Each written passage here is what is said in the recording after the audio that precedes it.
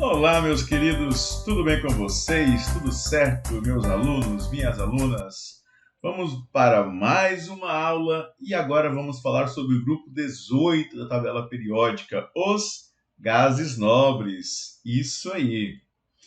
Bom, separei aqui para vocês alguns memes que nós temos, né? Os gases nobres são tão importantes, né? São nobres, né?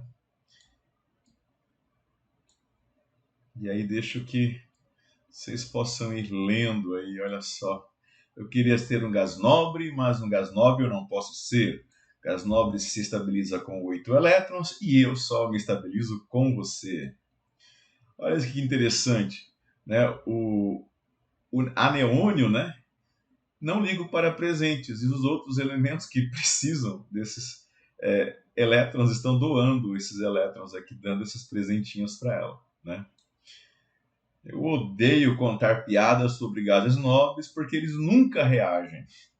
Fica com vocês aí as consequências. Quando um elétron quer entrar em um gás nobre, não dá, não tem jeito, ele não aceita, né? E essa aqui é uma das mais conhecidas. Ok, pessoal. Bom, então depois desses memezinhos aí, eu espero que vocês tenham gostado, tenham achado interessante. Vamos então fazer uma breve revisão aqui. Quais são os elementos representativos? Então são todos esses aqui, né? O grupo 1 e o grupo 2. Depois do grupo 13 até o grupo 18. E o grupo 18, o último grupo então dos elementos representativos são os gases nobres. Perfeito. Então nós temos aqui esses elementos que são os gases nobres: hélio, neônio, argônio, criptônio, xenônio, radônio e o mais novo integrante, o organossônio. Perfeito. Bom, o que mais que nós temos aqui? Temos também o nome deles, né? O hélio vem do grego hélium, né? Que é um elemento que está presente ali no fogo. Temos também o neônio, né? Que quando ele tem um brilho, né? Ele fica laranjado quando ele sofre descargas elétricas.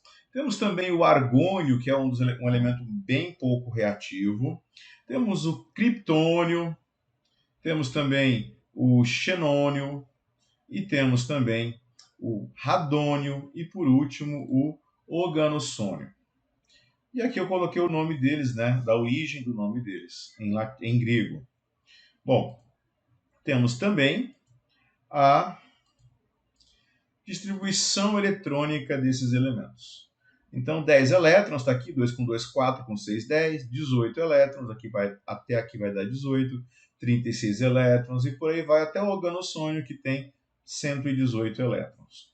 O que nós temos de comum aqui neles? Que todos eles têm como subnível mais energético o 2p6, depois o 3p6, o 4p6, ou seja, todos eles terminam com p6 como subnível mais energético. Se você coloca a camada toda, no segundo período, a camada toda, a última camada, a camada de valência do neônio é a 2. Então fica 2s2 e 2p6. O argônio está no terceiro período, então a última camada dele é a 3, né? KLM. Então nós temos aqui o quê? 3s2 e 3p6. Na camada 4 temos o criptônio, que vai estar em 4s2, 4p6 e assim por diante, né? Aqui a última camada não tem nenhum elemento entre os subníveis da última camada, mas aqui tem por quê? Porque o 4s2 é menos energético do que o 3d10. O 6s2 é menos energético do que o 4f14 e assim por diante. Vamos lá então. Continuando aqui, a exceção é o hélio, que ele não tem, né? A camada K só tem no máximo 2 elétrons, ele fica estável ali com 2 elétrons. Então é a exceção aqui nessa distribuição. Então todos eles terminam com P6, com exceção do hélio, que é S2, fica estável com S2. Bom, essa distribuição dos gases nobres é tão importante que, quando você coloca em colchetes a distribuição do gás nobre, você pode utilizar essa distribuição como uma simplificação para outros elementos. Por exemplo, A distribuição do criptônio é tudo isso aqui. Se eu coloco Kr entre colchetes, quer dizer que aqui dentro tem uma distribuição de 36 elétrons. E eu posso continuar. Aqui é a mesma coisa para o xenônio. Tá? Se eu faço isso aqui, Xe entre colchetes, quer dizer que eu tenho aqui dentro uma distribuição eletrônica de 54 elétrons. Então, como que eu utilizo isso? Olha só, como que eu faria a distribuição para o bismuto? São 83 elétrons. Então, eu posso fazer todos os 83 aqui, ou então eu coloco a do xenônio, que é 54, e continuo até dar 83. Então, a do xenônio, ele vai vir até aqui, ó, até o 5p6. Ela está aqui, ó, do 1s2 até o 5p6. Até aqui dá 54 elétrons. Continuando daqui para frente, vai dar o restante do bismuto para dar 83. Então foi isso que eu fiz. Eu coloquei a do xenônio, que foi até o 5p6, e do 6s2 em diante para dar 83. Então você pode fazer essa distribuição não simplificada ou essa daqui simplificada. A do titânio, a mesma coisa. São 22 elétrons. Então você distribui do 1s2 até o 3d2 para dar 22. Ou então você pega o argônio, que dá 18 elétrons, e coloca mais 4 aqui, 4s2 e 3d2, para dar 22 elétrons. Ok? Então você encontra isso muito em livros de química inorgânica. Continuando, então tem aqui essa figura, né, que mostra que um gás nobre, quando ele está dentro de um tubo com baixa pressão, ou seja, com um tubo de ar rarefeito, de gás rarefeito, se você passa uma corrente elétrica ali dentro, o que acontece? Tcharam, esse elemento, essa substância, ele emite uma luz, né, de uma cor característica. Por exemplo, o criptônio é branco.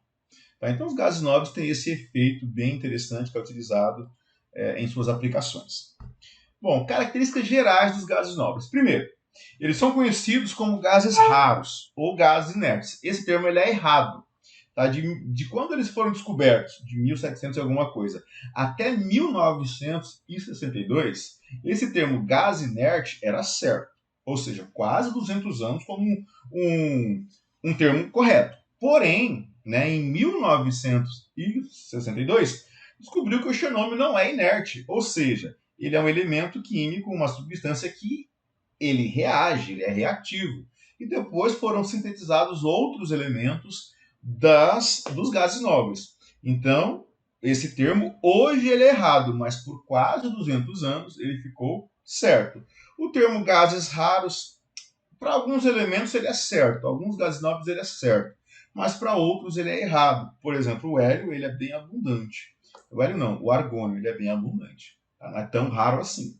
Tá? Eles correspondem a menos de 1% da atmosfera terrestre, são encontrados na forma isolada, né? São átomos isolados na natureza, porém, eu posso fazer esses átomos se ligarem a outros elementos para formar compostos em laboratório, ou seja, algo sintetizado. Outra propriedade importante deles, eles conseguem se difundir através do vidro, da borracha, do plástico e até de alguns metais.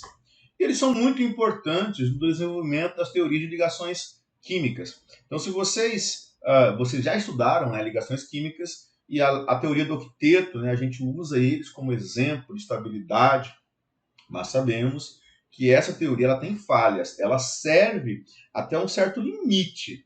Passou de outro limite, ela já não serve mais.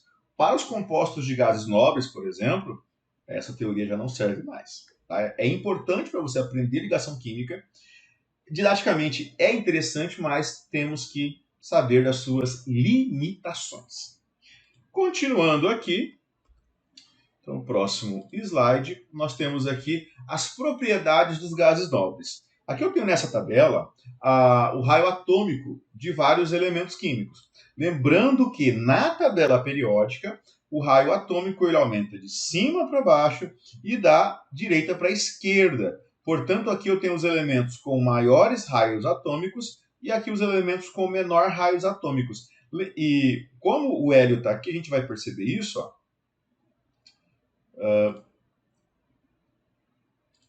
olha só, o hélio, ele tem esse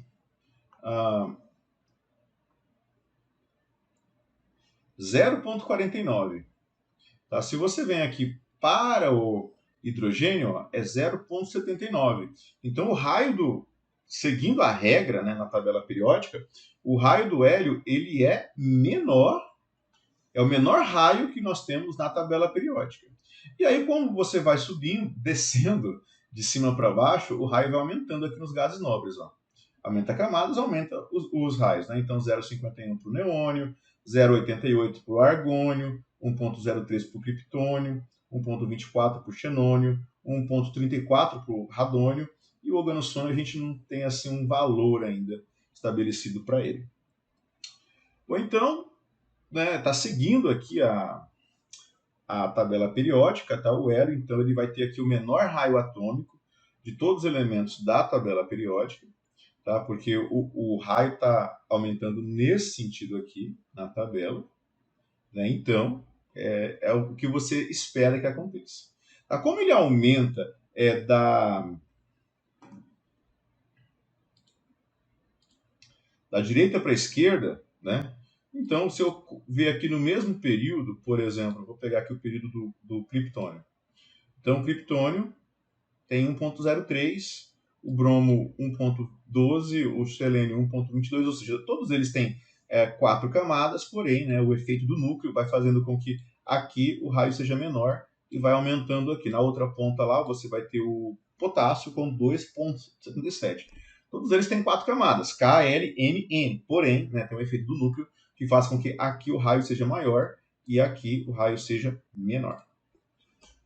Outra propriedade interessante que nós temos é a energia de ionização.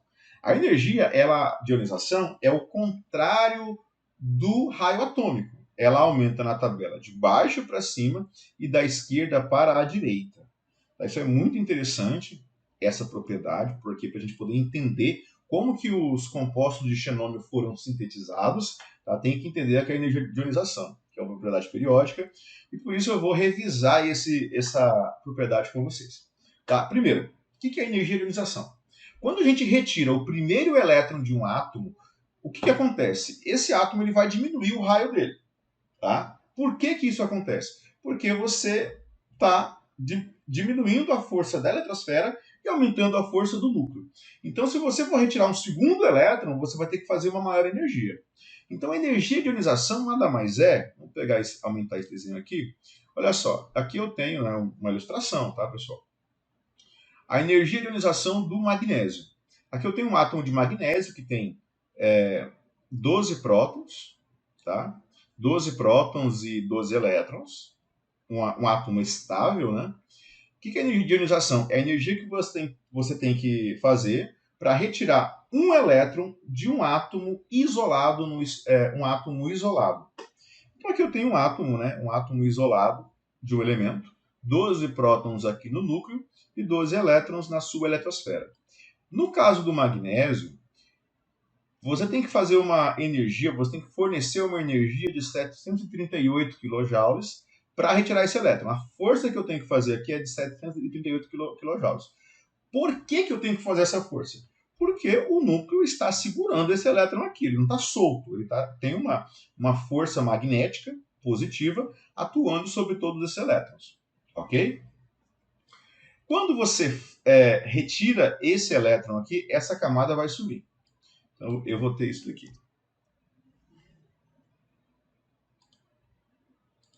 Então, retirei, aqui eu tinha 1, 2, 3 camadas. Agora eu tenho aqui, né? Opa, desculpa, perdão. Essa camada não some, porque eu tenho 2 elétrons aqui. Né? Eu continuo com essa camada. Só que aqui tinha 2 elétrons. Eu forneci essa energia aqui para tirar esse elétron. Mas o que aconteceu quando eu tirei o primeiro elétron? Os 12 prótons continuou. Só que agora eu tenho 11 elétrons, ou seja, eu tenho 12 prótons, que é positivo, atraindo, o núcleo atraindo 11 elétrons. Ou seja, aqui eu tinha 12 prótons atraindo 12 elétrons, é uma força. O núcleo está com uma força aqui sobre a eletrosfera. Aqui, a força do núcleo aumentou porque eu diminuí os elétrons. É como se fosse um cabo de guerra. Aqui seria 12 contra 12. Aqui vai ficar 12 contra 11. Então, a força que o núcleo exerce sobre a eletrosfera aqui é maior.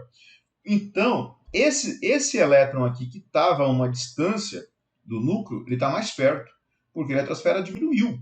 Porque o núcleo está puxando com mais força os elétrons para dentro dele, para dentro do átomo. Então, para mim tirar o segundo elétron, olha só o que acontece.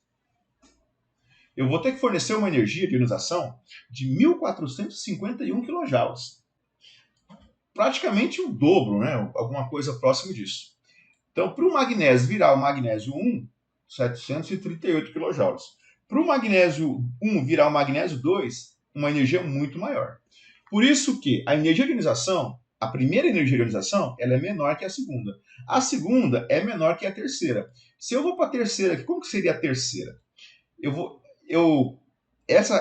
Tirei esse elétron aqui, né? Então essa camada aqui some, eu fico com duas camadas. Então, para tirar qualquer um desses elétrons aqui, que seria o terceiro, a energia vai ser muito maior ainda.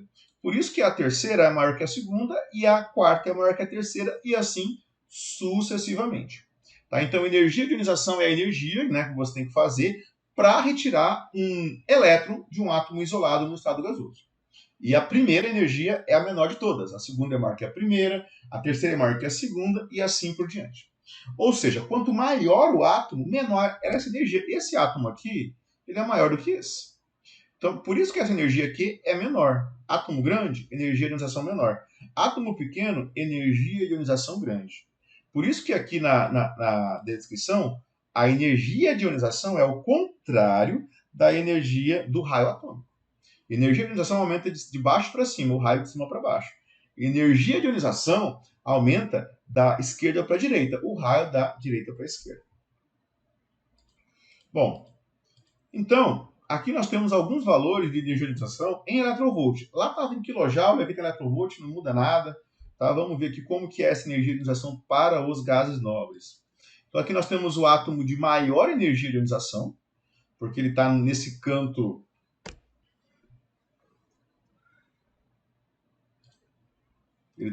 O raio está aumentando nesse sentido, então indo para cá. Então a gente vai ter o que aqui? Vai ter o hélio, né, com maior energia de ionização de toda a tabela periódica, porque ele é o menor átomo. Então o que nós temos aqui?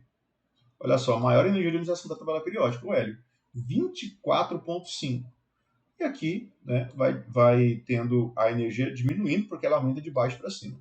A Lorentz não é definida, e aqui, né, o maior desse período é o radônio. Né, você pode ver que todos aqui são menores, ó, vai aumentando aqui. Ó.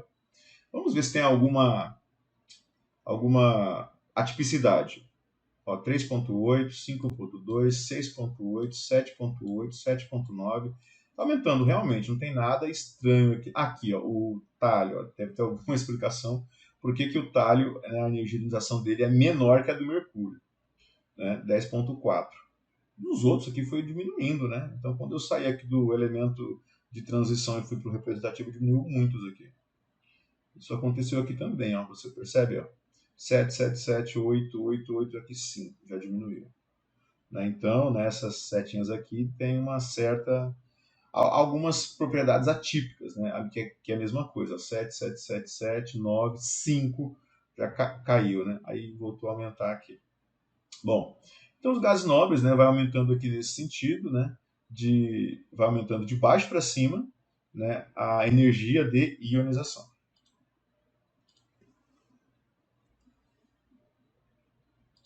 Bom, outra propriedade é a massa atômica, né? Vocês sabem que a massa atômica ela aumenta, ela aumenta nesse sentido, né? Aqui a massa próximo de 1, então, que é a massa 1, né? Tem um próton e um nêutron, que é a massa 4, e aí vai indo. Depois a massa 6, a massa 9, massa... vai aumentando aqui. Um errinho aqui nesse slide, vamos lá. Isso aqui tá aqui.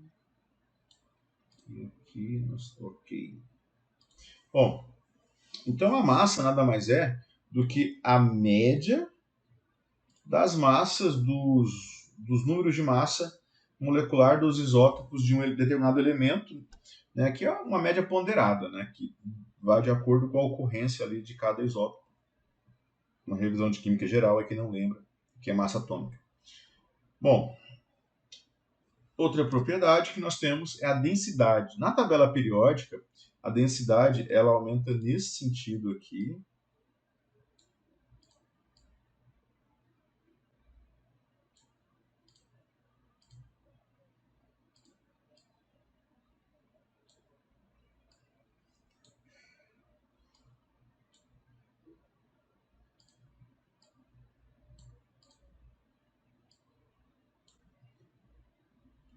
Ok. Então, a densidade na tabela periódica, ela aumenta nesses sentidos, né, de cima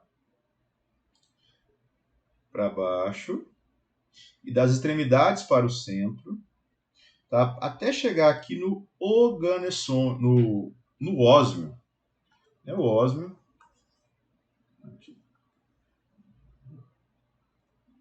O ósmio é o elemento mais denso da tabela periódica. E isso, né, para os gases nobres também é real, então está aumentando aqui de cima para baixo, vamos conferir isso. São elementos de muito baixa densidade, olha, muito pouco denso, né? Se você vem aqui no ósmio, que é 22,6 a densidade dele, né? Esse aqui é 0,0001 do hélio, depois o neônio 0,0009, e aí vai aumentando aqui, né? 0,001, bem maior do que o anterior. Aqui 0,003, maior, 3 vezes maior que o anterior.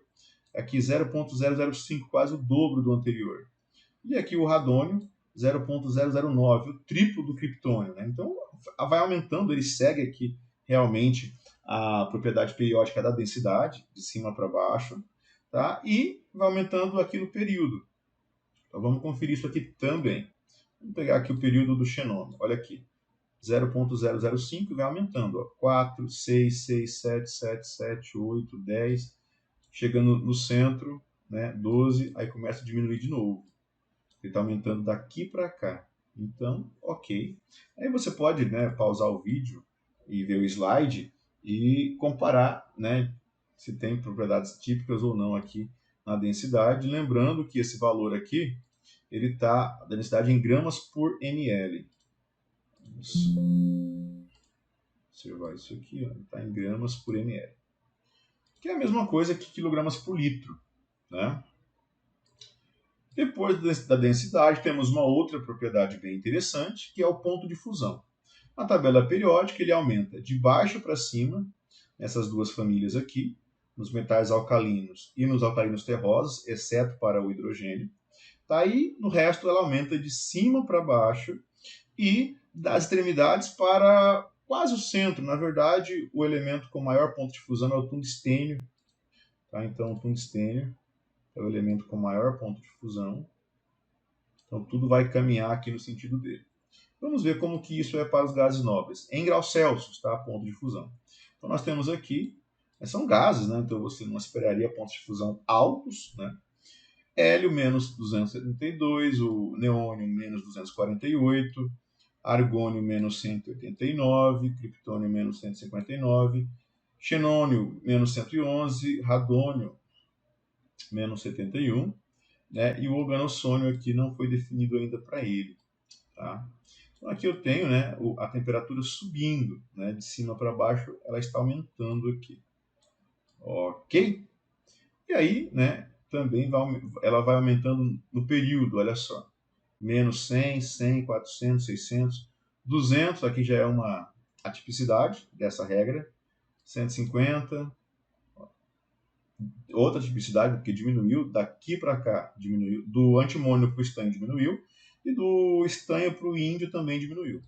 E aqui voltou a aumentar, o cádmio 320, prata 960, e aí foi, né, tudo vai chegando até o elemento de maior ponto de fusão, que é o tungstênio, 3.410. E aqui vai diminuindo, ó. Vou tendo essas menores temperaturas de fusão. A mesma coisa quando você analisa a ebulição, a regra é a mesma, os valores também são muito próximos. Só vou ampliar aqui para a gente poder analisar os gases nobres. também são valores negativos, né, mas vai aumentando aqui nesse sentido. Tá? O ganossônio, né, não temos essa definição para ele ainda. Próxima propriedade é a eletronegatividade de Pauling, né, que lembramos, né, que o flúor tem a maior eletronegatividade, 3,9, né, e aqui nós temos as menores para o frâncio e para o césio. Porém, gás nobre nós não definimos, né, uma coisa de teoria, de ligação química, né, não definimos a eletronegatividade para gás nobre, por isso que todos eles estão em branco aqui. Opa, tem uma exceção aqui, o criptônio tem uma eletronegatividade de 3, né? Tá? Foi calculado para ele e para o xenônio, de 2,6, são elementos que têm compostos. Tá? Então a gente, né, ao pé da letra, eles têm porque eles fazem ligação. Tá? Mas no geral, né, a gente vê que gás nobre não tem eletronegatividade. Tá? Mas temos aqui o criptônio com 3 e o xenônio com 2,6.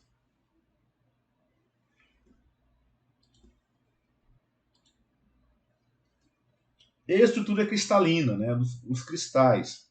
Então nós temos aqui todos eles com cúbica de face centrada, com exceção do hélio, que tem uma cristalização hexagonal.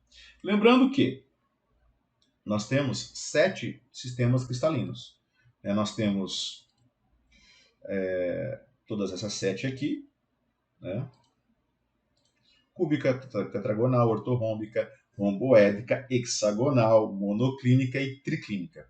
Mas para eles o hélio é cúbica de face centrada e o resto é tudo hexagonal. O que é um cubo de face centrada? Temos 3 tipos de sistema cúbico, tá?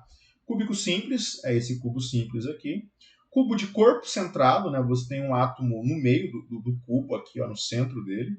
E cubo de face centrada, que você vai ter um átomo no centro de cada uma das 6 faces, né? 1, 2, 3, 4, 5, 6. E o hélio, ele se cristaliza em face centrada. E o resto é tudo, né, na forma hexagonal. Bom, continuando, vamos falar então agora da abundância desses elementos, né? Depósitos subterrâneos, em minas ou então na atmosfera. Tá? O hélio, ele corresponde a 23% da massa do Sol e do universo. Então ele é o segundo elemento mais abundante do universo. Então ele não é raro assim. Na Terra ele tem uma certa raridade. E o argônio é mais abundante que o CO2. Por isso que falar que os gases nobres são todos raros é errado, né? Porque o argônio ele é mais abundante do que o CO2. Tá? Ele vai estar participando ali com 0,94% na atmosfera. E o neônio ele tem a abundância de 0,0015% na atmosfera. Então aqui nós temos, tá, o valor em ppm, tá, não está em porcentagem, aqui embaixo está em porcentagem, mas aqui nessa tabela está em ppm.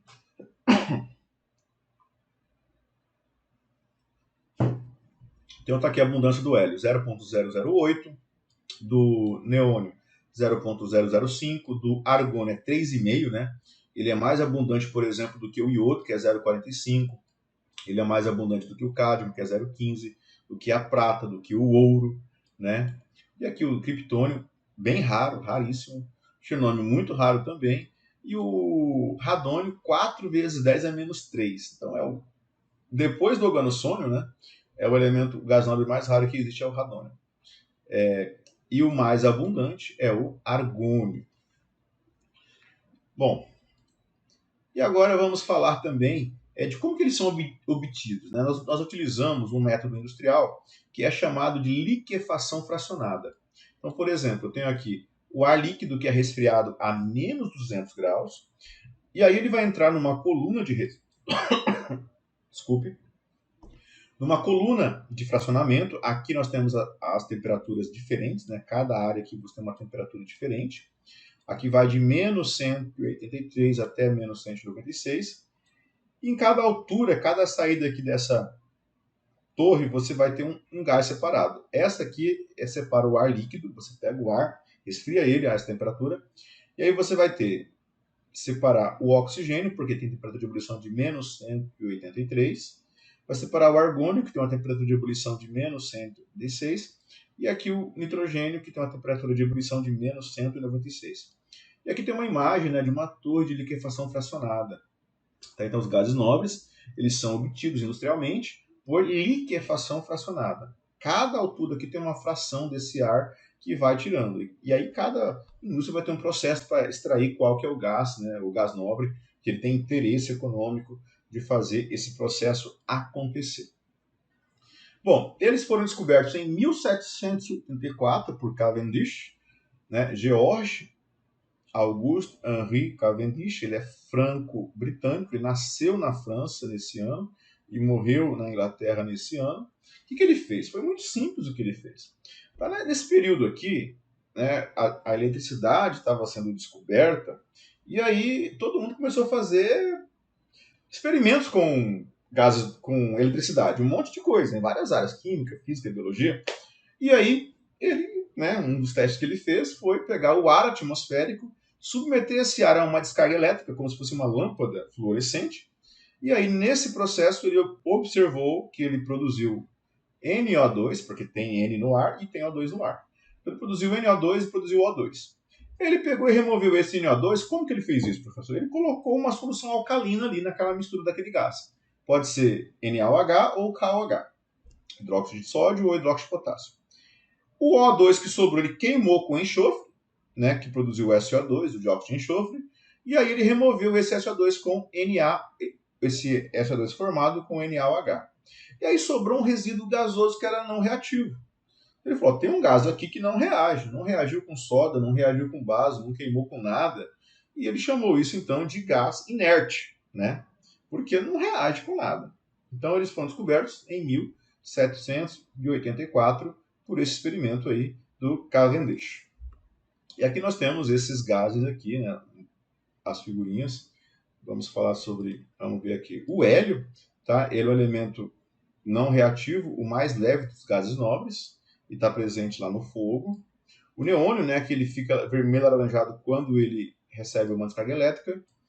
O argônio, né, que significa inativo, não reativo, né, ele é encontrado em lâmpadas. O criptônico, você deve lembrar de kryptonita, krypton, né, das histórias em quadrinhos. O radônio, tá, que significa estrangeiro, tá o nome dele. O xenônio, que significa estrangeiro, o nome dele. O radônio, né? O radônio ele causa câncer de pulmão, tá? E ele pode ser encontrado em pedras de granito, por exemplo. E o oganesônio, né? Que é uma homenagem ao Yuri Oganessian, que é um dos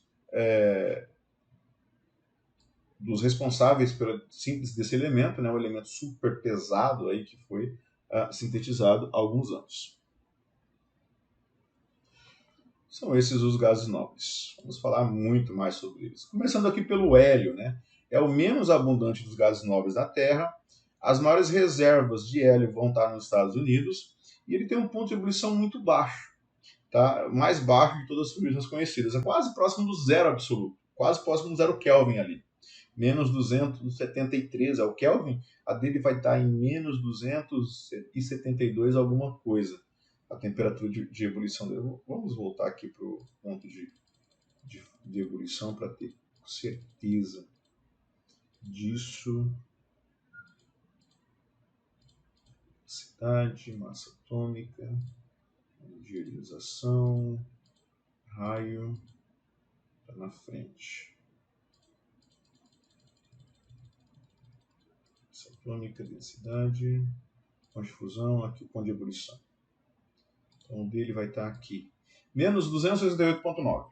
Né? Então, próximo ali do menos 273, né, que é o zero absoluto, que é o Kelvin, né, o zero Kelvin.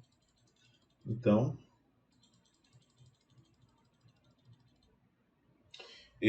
por isso ele é utilizado em pesquisa de criogenia, tá? Essa temperatura tão baixa. E ele é sólido somente numa temperatura, né, menor que menos 268, né, menos 270, menos 271, menos 272. Só que, além dessa temperatura ser muito baixa, ele vai ter que estar também numa pressão muito alta, né, 25 atms, para você conseguir ele nesse estado sólido. Aqui o núcleo dele é um átomo muito simples, né, 2 prótons e 2 nêutrons, e aqui a sua eletrosfera com 2 elétrons. Está presente ali no Sol, né, na fusão nuclear ali do hidrogênio virando hélio e liberando essa energia absurda que nós precisamos. O Hélio, né, ele é o deus grego, o deus do Sol na mitologia grega, ele é filho do titã Hiperião e da titânia Teia, né, e ele é irmão da deusa Eos, que é a deusa do alvorecer, e da deusa Selena, que é a deusa da lua. E aqui eu tenho uma amostra, né, uma apresentação do gás hélio, são átomos isolados. Só o consumo de hélio no mundo está preocupante, porque está aumentando o consumo de hélio. Tá? Não só para fazer balões, mas também para mergulho, tá? Como gás de mergulhos, né? E está ficando mais caro o valor do hélio. Então aqui nós temos os usos do hélio, né? Para encher dirigíveis, balões de festa, balões meteorológicos, né? Então aqui dentro você vai ter vários átomos de hélio, tá? Ali isolados. Tá? Vários átomos ali, né? Sem formar moléculas. Então, as aplicações, além das que eu falei, mergulho de profundidade, aqui dentro do cilindro, você vai ter hidrogênio misturado, oxigênio misturado com hélio. Tá? Para encher dirigível é interessante porque quando era cheio de hidrogênio, eles explodiam, né? Hidrogênio é explosivo. E o hélio é inerte, então é muito mais seguro. Tá? Teve uma história do Brasil bem interessante. Um padre na década de 90, 80, se eu não me engano. Ele se amarrou a balões cheios de hélio e foi fazer uma viagem que não teve volta. Tá? Um episódio interessante da história do Brasil. Como ele tem uma temperatura de fusão muito baixa, ele é usado como gás refrigerante para reator nuclear e também, né, como resfriamento para supercondutor, para estudo de supercondutor. E também é utilizado para criogenia, né? Na criogenia, né, essa forma de congelamento, né, que as pessoas se submetem, algumas pessoas que podem pagar por isso e acreditam nisso, né, para que um dia tenha, né, uma pesquisa que possa ressuscitá-los. Então você tem aqui um aparelho de respiração artificial, depois de muito gelo, né? Depois o sangue é retirado e um líquido crioprotetor é colocado no corpo. E aí depois um gás de baixa temperatura, né? O nitrogênio, e pode ser o hélio também. E aqui um saco protetor e depois um tubo de nitrogênio líquido. E para conseguir fazer esse nitrogênio ficar nessa temperatura baixa, a gente utiliza o hélio, né? Para diminuir essa temperatura do nitrogênio. Bom, vamos para o segundo, então, que é o neônio. O neônio significa neo, que é novo, né? Então uma nova descoberta ali no período. Ele é incolor, só que ele fica alaranjado quando ele sofre uma descarga elétrica em tubos com ar rarefeito. Rarefeito, tá, pessoal? E aqui eu tenho o núcleo dele, já vai ter duas camadas, um pouco maior do que o hélio, tá? E com mais prótons, mais elétrons e mais nêutrons. Aplicações, né? Nós temos luzes de neon, que você já deve ter observado nas noites na cidade, né? Boates, pizzarias, drogarias, né? Letreiros, né? O laser de hélio neônio é um laser bem interessante para pesquisas na área de ótica, né? Um ultrassensor de infravermelho também é produzido com o neônio e também para pesquisas de criogenia também utiliza-se o neônio, né? Que eu acabei de explicar ali no hélio, também utiliza o neônio porque também tem temperaturas de fusão e ebulição baixas. Bom, temos também o argônio, né, que é o próximo aqui, gás nobre. O argônio vem do grego indiferente, né, pouco reativo, não reage. Tá? Ele é produzido em maior quantidade e é mais barato que os gases nobres. Então você pega ali o potássio 49, reage com essa partícula e produz o argônio aqui 48. Tá? Nós conhecemos, depois que descobriu-se que era possível fazer compostos de gases nobres, né? Então também foi feita uma corrida aí, científica e produziram, né, outros compostos de gases nobres. Por exemplo, o difluoreto de argônio e o fluoridreto de argônio, né, que são estáveis a baixas temperaturas. E aqui uma ilustração do átomo de argônio. Né? Ele vai ter 3 camadas, que é do próximo período. mais elétrons, né, mais prótons e mais nêutrons. Usos e aplicações do argônio. Então nós temos laser para fazer cirurgias oftalmológicas, né, à base de argônio. A solda especial com atmosfera protetora por argônio, que vai evitar a oxidação pelo ar, é uma solda mais cara, né?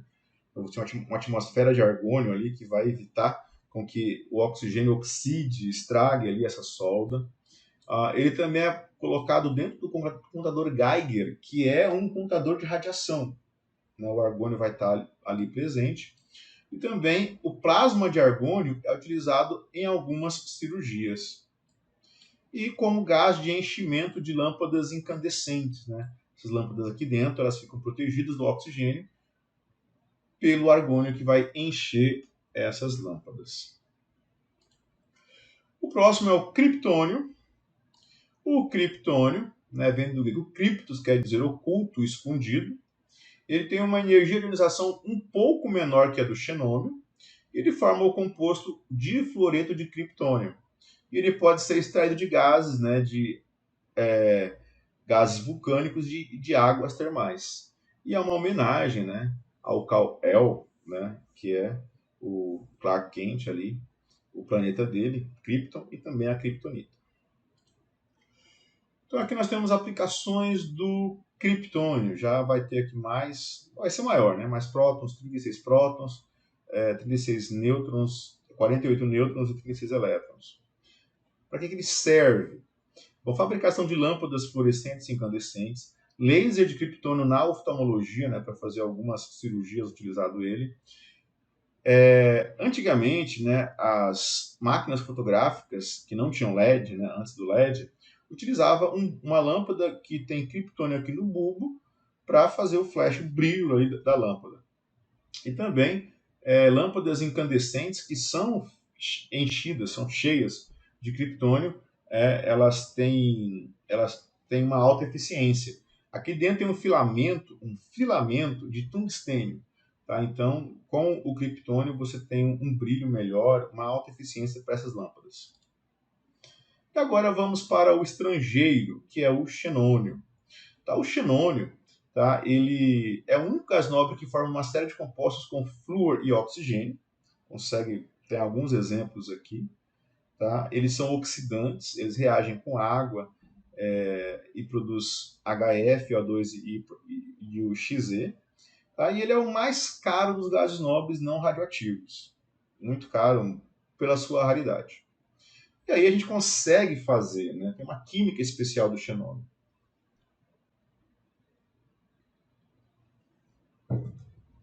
Conseguimos fazer compostos, né? Então olha só, né, a cara do xenônio quando alguém diz que ele não reage. Ele reage sim, tá? Aqui um átomo grande, né? E aí, né, você estudou lá anteriormente que gás nobre era inerte, ele não faz ligação, e você descobre que faz sim ligação, dá para ligar o xenônio com flúor, por exemplo. E para ficar nervosinho com a história, né? Bom, então nós temos aqui uma química do xenônio. Tá? Eu quero falar sobre esses dois cientistas aqui. O primeiro deles, o mais importante deles, é o Neil Bartlett, tá? Que ele é um dos maiores químicos do século XX. Né? Hoje se discute por que esse cara não ganhou o prêmio Nobel. Porque ele foi contra teorias que existiam que falavam, olha, gás nobre não reage. Ele foi lá e fez reagir. Ele conseguiu, ele quebrou um paradoxo. Né? Algo que todo mundo acreditava que era de um jeito, ele foi lá e fez de outro jeito. Tá? E esse cara aqui foi aluno dele, né, o Derek Lohmann, né, que foi aluno dele. E aí as pesquisas dos dois juntos, eles conseguiram sintetizar ali o primeiro composto de um gás nobre da história da humanidade. Tá? O que ele fez? Né? Eles já haviam usado o hexafluoreto de platina, né, que é um poderoso agente oxidante, para oxidar o oxigênio molecular. Então você pega aqui o hexafluoreto de platina, reage com o oxigênio, que oxida, na verdade, esse aqui que oxidou esse. E você conseguiu produzir, né, esse hexafluoreto de platina e oxigênio.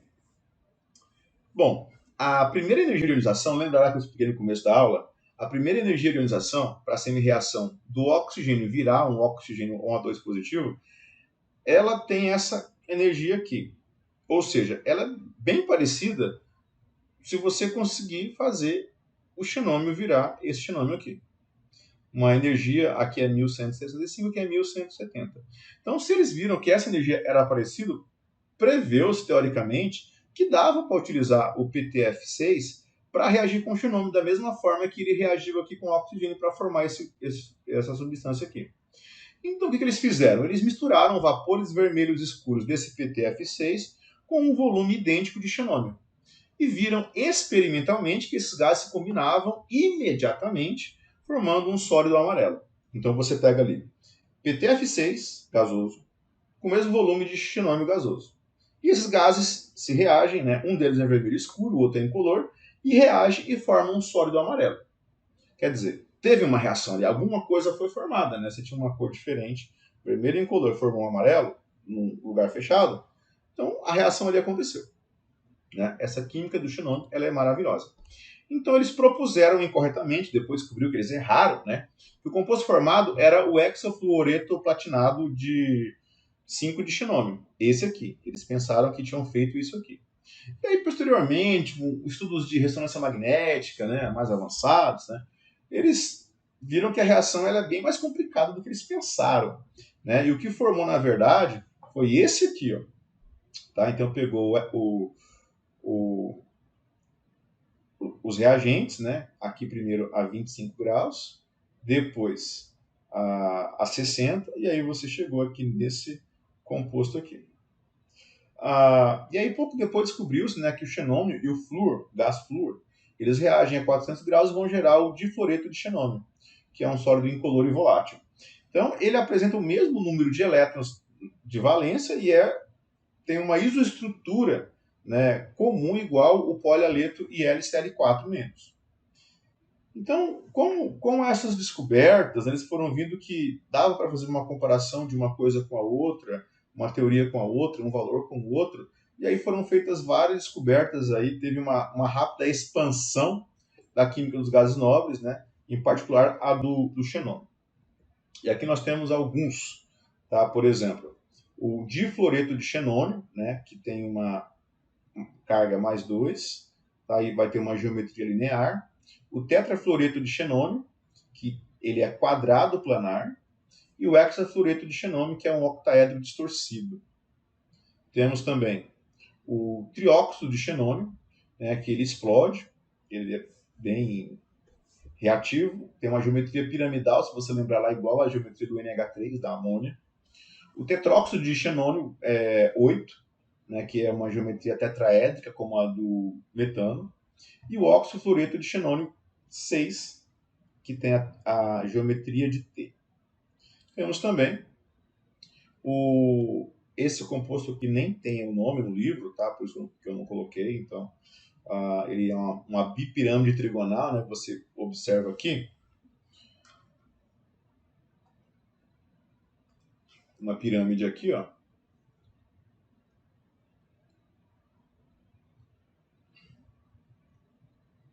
Uma pirâmide em cima e outra pirâmide aqui embaixo, por isso que é uma bipirâmide trigonal, né? Que é de um triângulo.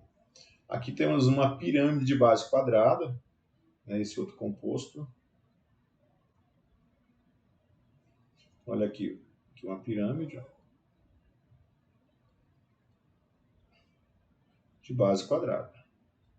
Né? E temos também esse pentafluoreto de xenônio, né, que é uma bipirâmide. Na verdade, ele é um pentágono. Ele tem uma geometria pentagonal. Não é bipirâmide, não. Vou arrumar isso agora. Essa geometria aqui é um pentagonal planar.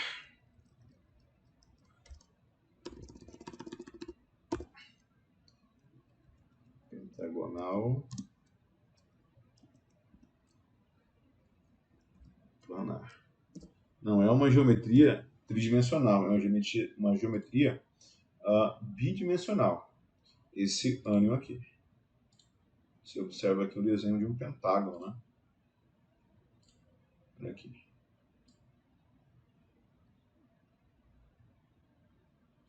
5 lados, e aqui não tem ligante, né? Aqui não tem ligante, por isso que se tivesse ligante seria uma bipirâmide pentagonal, mas não tem ligante, então é pentagonal planar. Essa química do xenômio é tão rica que existem compostos de organoxenômio, né? Você, por exemplo, faz uma xenoborilação. Essa reação aqui, tá? Esse borano com o fluoreto de xenômio em diclorometano, e aí você vai produzir, né, elementos compostos das classes dos fluoratos de aril xenômio. Esse aqui é um exemplo deles. É um composto orgânico derivado de xenômio. E também tem compostos de coordenação. Esse aqui é um exemplo, né, o tetraxenoaurato. Você vai ter o ouro e átomos de xenômio aqui nesse íon aqui. Então dá para produzir também, foi produzido, aliás, né? São cristais vermelhos escuros que são estáveis a uma temperatura muito baixa, né? Menos 78 graus Celsius. E também temos as aplicações do xenômio. Tá? O xenômio é muito caro e tem aplicações interessantes dele. Lâmpadas incandescentes, como essa de bulbo aqui que você coloca xenômio, elas podem atingir temperaturas muito altas e são mais brilhantes porque o xenômio tem uma baixa condutividade térmica. São mais caras também. Letreiros, né, de xenon. Em cinemas, nos projetores de cinema, o uso do xenômio é muito interessante, né, porque esses projetores que tiver um bulbo, né, uma lâmpada ali que tem xenômio a alta pressão, então você consegue fazer uma imagem de mais qualidade. Por que tem que ter isso? Porque se não for uma lâmpada de alta qualidade, o reflexo ali da luz vai interferir na qualidade da imagem formada. Então nós precisamos, né, os projetores de IMAX, por exemplo, eles têm essa qualidade. E também é utilizado o radioativo, né, esse composto aqui, é utilizado como contraste para fazer ressonância magnética nuclear de pulmão, o exame médico. Os muito conhecidos farol de xenon, né, que na verdade ali você tem um xenômio, um metal e um haleto. Pode ser um bromo, pode ser um cloro ali para fazer essa lâmpada, esse farol. E também é utilizado como anestesia, né? Esse aqui é um artigo, né, Fundamentos de Anestesia, uso clínico do xenon como um gás anestésico. Então também é um gás anestésico utilizado na medicina. Bom, então depois do xenômio, temos aqui o radônio. Tá, o radônio ele é um gás nobre radioativo, né, difícil, raríssimo, né, produzido em pequenas quantidades, tá, que ele é produto do decaimento radioativo do radônio, do rádio. Por isso que o nome do radônio é radônio, né, significa derivado do rádio. Tá? Então você tem ali o rádio 226, que ele é radioativo, ele vai decaindo, e uma das fases de decaimento dele, ele vira o radônio. Aí libera partículas alfa e continua, né, depois de 3,8 dias, né, que é o maior tempo de estabilidade aqui dos átomos de radônio, ele vai se transformar em outros elementos ali da série dele. Tá, todos os átomos são instáveis, né? Eles não têm estabilidade porque emitem radiação, tá? E ele também emana da Terra. Tá? E ele pode ficar coletado no subsolo de prédios e casas. Então essa radiação ela é preocupante. Tem algumas casas que têm medidor de radiação, principalmente quando você tem granito. Tá? O granito ele pode ter ali ele pode prender ali o radônio. Tá? Então alguns prédios que tem muito granito, né, tem contador de radiação para saber como que está ali aquele gás que pode ser preso ali. O uso do radônio. Bom, radioterapia, né, que é um exame, é um método de tratamento de câncer, radioterapia, usa-se radônio nesses equipamentos aqui. Sismógrafos, né, que são esses aparelhos que medem, né, tremores, né, maremotos, terremotos. Então, usa-se radônio nesse tipo de material. E também em alguns detectores de gás, né, um dispositivo de segurança que você utiliza o radônio nesse sentido.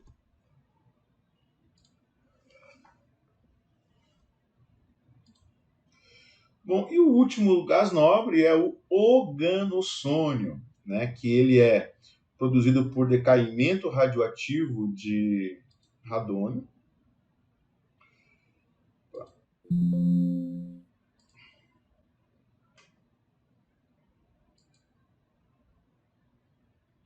Isso aqui está errado. Agora sim. O organossônio, pessoal, ele é produto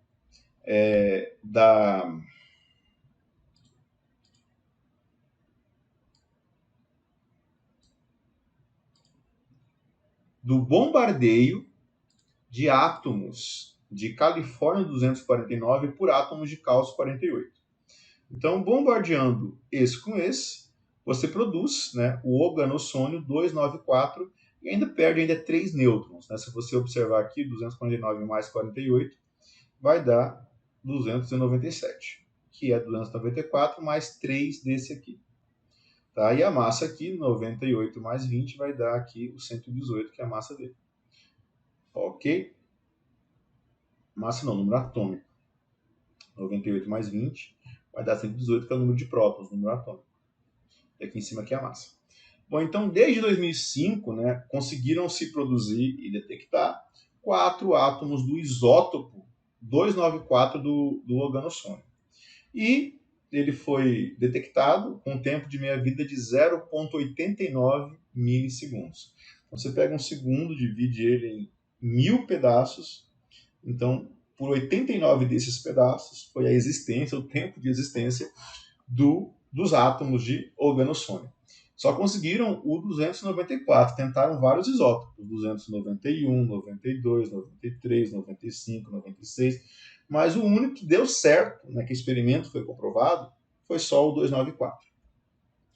Então ele foi produzido em 2005, descoberto em 2015, e a IUPAC, que é a União Internacional de Química Pura e Aplicada, e a IUPAP, que é a União Internacional de Física Pura e Aplicada, né, elas homologaram, né, essa descoberta em 2015. Então a gente não sabe muita coisa do organossônio, né, porque o tempo de vida dele é bem efêmero. Né? Efêmero ainda é um tempo muito longo para ele. Prevê-se um monte de coisa. Eu escolhi algumas aqui para essa aula. Ele apresenta propriedades químicas semelhantes ao radônio. Provavelmente ele não é gasoso. Ele é um sólido. Por quê? Porque ele é o elemento mais pesado que existe, né? Uma massa de 294. É chamado de elemento superpesado, na verdade. O elemento de maior massa atômica conhecida e o elemento de maior número atômico conhecido. Até hoje aqui, novembro de 2022. Tá? Então, ele não é gasoso, ele está no gás nobre ali, mas não é gasoso, provavelmente ele é sólido, tá? Um sólido que tem compostos também diferentes. Por exemplo, o tetrafluoreto de organossônio, provavelmente ele é tetraédrico. Quando você tem um átomo com um átomo rodeado de 4 outros átomos nos gases nobres, ele é um quadrado planar, como o tetrafluoreto de xenônio, tá? Que é um quadrado planar. Já o tetrafluoreto de organossônio, provavelmente ele vai ser tetraédrico. Então, tudo porque ele é um átomo super pesado, tem um número atômico alto, um número de massa alto, né? Então ele vai diferenciando-se dos gases nobres ali. Não é gasoso, é sólido e assim por diante. Bom, pessoal, e para terminar essa aula, eu vou falar sobre os catratos, tá? Catrato, né, vem do latim, significa enclausurado, enjaulado. O que é um catrato, então, professor? É um composto de inclusão, né? Na verdade, é um pseudocomposto, no qual moléculas de uma substância são confinadas em cavidades formadas pela molécula hospedeira, porém ele não tem ligação ali nessa interação. Tá? Você não tem o hospedeiro e o hospedado, não faz ligação química, mas ele vai ter uma interação molecular, que pode ser uma força de Longo, de Van der Waals, uma ligação de hidrogênio, né? Antiga ponte de hidrogênio, de polo reduzido, ou interação atômica. Então temos como exemplo aqui um hidrato de neônio, que é um catrato. Então aqui você tem os átomos de neônio aqui dentro, né, hospedados, né, dentro aqui do hospedeiro, que são aqui vários átomos, várias moléculas de água aqui. tá? Então forma todo esse desenho geométrico e aqui dentro, né, preso, enjaulado, enclausurado, você vai ter ali uma outra molécula, no caso aqui um gás nobre. Eles podem ser formados, os clatratos podem ser formados quando você tem água solidificada e depois, né, primeiro você saturou essa água com um gás de uma molécula muito pequena. Pode ser argônio, pode ser xenônio, pode ser criptônio, neônio, gás cloro, gás bromo ou triclorometano. E aí você satura a água com um gás com essa molécula pequena, e depois você congela essa água, você solidifica e aí você consegue formar um clatrato. Eles têm aplicações muito importantes. Nós temos, por exemplo, aqui, o uso em ressonância magnética nuclear, né, a remoção de poluentes atmosféricos e hídricos, né, da água e do ar, porque se você coloca aqui, consegue prender aqui um poluente dentro dessa estrutura, você consegue retirar do meio ambiente. Então, estudos, né, para aplicação deles nesse sentido. E também para fazer separação de moléculas que são quimicamente semelhantes, mas fisicamente diferentes. E também para estudo de materiais de supercondutividade, né? Os clatratos também são aplicados. Pessoal, para essa aula eu utilizei esses livros aqui, Os Elementos, do Gray, Theodore Gray, o J.D. de Química Orgânica Não Tão Concisa, e também o Química Inorgânica do Weller, Holt, Overton e Armstrong. É isso aí, pessoal. Terminamos aqui a nossa aula. Deixando uma mensagem aqui para vocês, né? A força da educação, né? Segundo Nelson Mandela, é a arma mais poderosa que você pode usar para mudar o mundo. Espero que tenham gostado da aula. Eu sei que foi muito longa, mas esse conteúdo é assim mesmo. E como está gravada, você pode revê-la. Ok? Ficamos por aqui. Um abraço e até a próxima.